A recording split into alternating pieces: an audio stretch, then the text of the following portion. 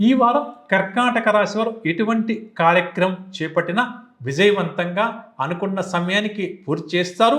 ఆప్తులు, శ్రేయోభిలాషులు వీరి యొక్క సలహాలకు చక్కటి విలువనిస్తారు. స్థిరాస్తి పంపకాల్లో నెలకొన్న ప్రతిష్టంభన లాంటిది ఏమైనా ఉంటే అవన్నీ కూడా తొలగే అవకాశం ఉంది. స్నేహితులు సైతం వీరికి సహాయాన్ని అందిస్తారు అని చెప్పవచ్చు.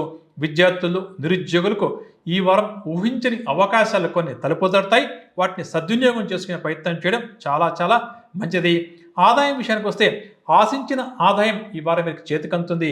కాబట్టి ఈ వారం మీరు ఎదురయ్యే ఖర్చులను కూడా తేలికగా అధిగమిస్తారు. ఆత్మవిశ్వాసంతో అనుకున్న లక్ష్యాలు మాత్రం ఈ వారం తప్పకుండా సాధిస్తారు. పలుకుబడి కూడా బాగా పెరుగుతుంది. ఇంటా బయట చక్కటి గుర్తింపు కూడా ఈ రాశి వారికి లభిస్తుంది. ఇక ఎవరైతే ఈ కర్కాటక రాశి వారు భూములు కొనాలి, వాహనాలు కొనాలి అని చెప్పి అనుకుంటున్నారో అటువంటి వారి కోరిక నెరవేరే అవకాశం ఉంది.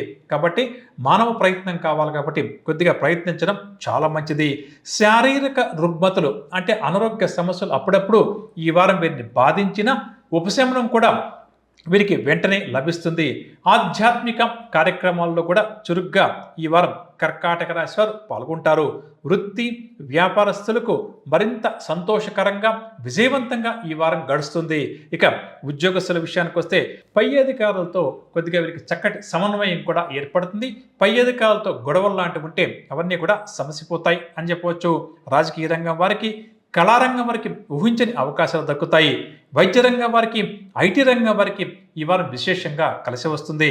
ఇక ఈ వారం మధ్యలో కర్కాటక రాశి వారికి దుబారా ఖర్చులు ఉంటాయి.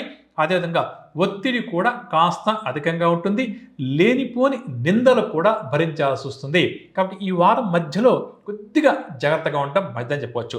ఇక ఇటువంటి పరిహారం ఈ వారం అంతా కూడా ఈ రాశి వారు పాటించాలి అన్న విషయానికి వస్తే శ్రీరామ రక్షా స్తోత్రాన్ని ఈరోజు ఎలాగో శ్రీరామనవమి పండుగ కదా, ఈ రోజు నుంచి ప్రారంభం చేసి ప్రతినిత్యం ఈ వారం అంతా కూడా యథాశక్తిగా పఠిస్తే రాముల వారి యొక్క అండదండలతో మంచి విజయాలు మీరు నమోదు చేస్తారు అని చెప్పవచ్చు.